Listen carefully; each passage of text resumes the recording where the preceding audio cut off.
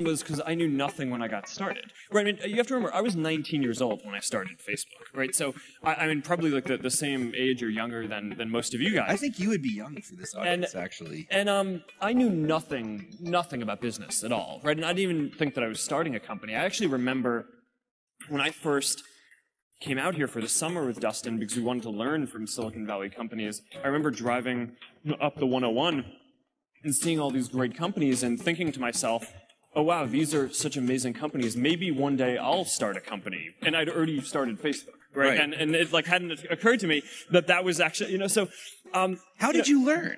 How did you learn? Well, just from a lot of the people around me. But there's so many mistakes that just come from not.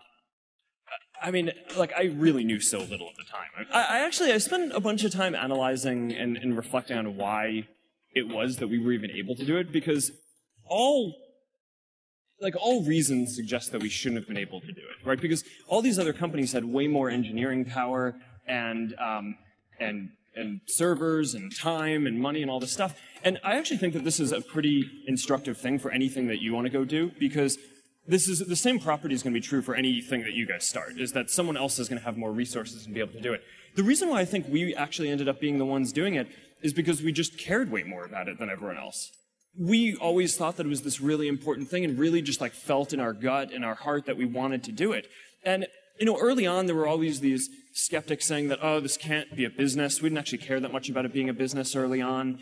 But a lot of the reason why bigger companies didn't invest in it was because it wasn't clear that there was a model that would work for it. It seemed like a bad idea. Yeah, and I actually think that that's true for a lot of the best ideas. Where it is that it's not that someone else can't do it, they actually can, and the odds are stacked against you, but I think often that belief in the fact that you just care so much about what you're doing is the only thing that kind of drives you to do it. And, to be honest, that kind of drives me to this day. I mean, one of the big emphasis points for the company right now is internet.org. And, for a while we had this rallying cry of, can we connect 1 billion people?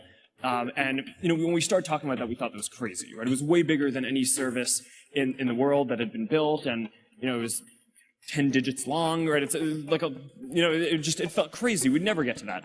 But then the thing is, as we started to actually get closer to that, we took a step back and we're like, all right, well, our mission isn't actually to get 1 in 7 people in the world to be connected. It's we want to connect everyone. So it's a big issue that only around 1/3 of the people in the world have access to the internet, and that's something that we think that we can do something about. So many things go wrong when you're starting a company, and often I think people ask, what mistakes should you avoid making?